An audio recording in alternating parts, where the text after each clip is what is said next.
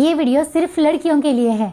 आपको पता है, हम स्त्रियों को ब्रह्मदेव ने एक वरदान दिया है जो पुरुषों को दिया ही नहीं। एक ऐसा वरदान जिससे हम मृत व्यक्ति को भी जीवित कर सकते हैं। लेकिन कौन सा वरदान?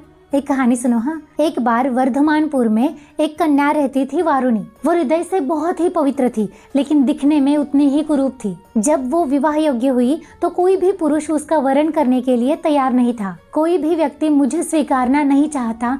ये जानकर बेहद दुखी होकर वारुणी वन में जाकर तपस्या करने लगी। प्रसन्न होकर भगवान ने दर्शन दिए और कहा कि हे शुभे, अभी तुम्हारा संन्यास लेना योग्य नहीं है, इसलिए विवाह करो। ये सुनकर वारुणी गांव में जाकर हाथ उठाकर पूछती है कि अगर कोई व्यक्ति मेरे साथ पानी ग्रहण करता है तो मेरी आधी तपस्या उसकी होगी। तो कौशिक नामक एक अपाहिज व्यक्ति आगे आया।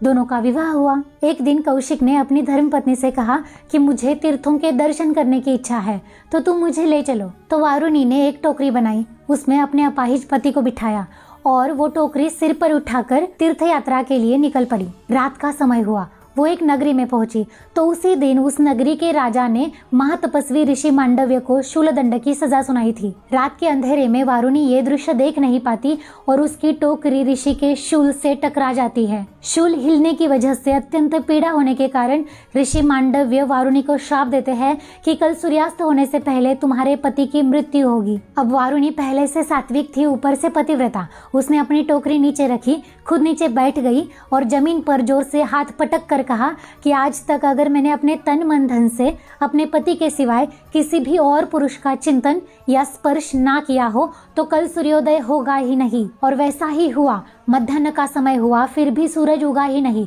देवता घबराकर पृथ्वी पर आए और वारुणी के सामने प्रार्थना करने लगे कि कृपया अपना प्रण वापस लो। वारुणी ने अपना प्रण पीछे लेते ही सूर्यदेव ने दर्शन दिए। कुछ देर के लिए उसके पति कौशिक की मृत्यु हुई, लेकिन देवताओं ने उसे पुनः जीवित किया, उसका शरीर पूर्णतः स्वस्थ बनाया।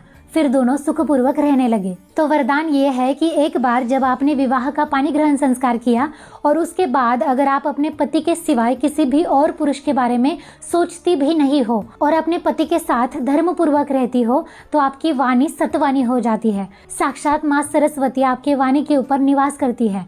फिर आप जो बोलोगे वो सत्य होने लगता है। अगर आप पातिव्रत धर्म का पालन करती हो तो आपके अंदर देवी तत्व जागृत होने लगता है। फिर आप सावित्री की तरह मृत व्यक्ति को भी जीवित कर सकती हो, सूरज को भी उगने से रोक सकती हो। साक्षात देवता आपके सामने हाथ जोड़कर खड़े हो जाते हैं। देवताओं को भी अधीन करने की शक्ति आपके अंदर आती है। बस शर्त ये है कि आपको आपके पति के साथ एकनिष्ठ रहना है।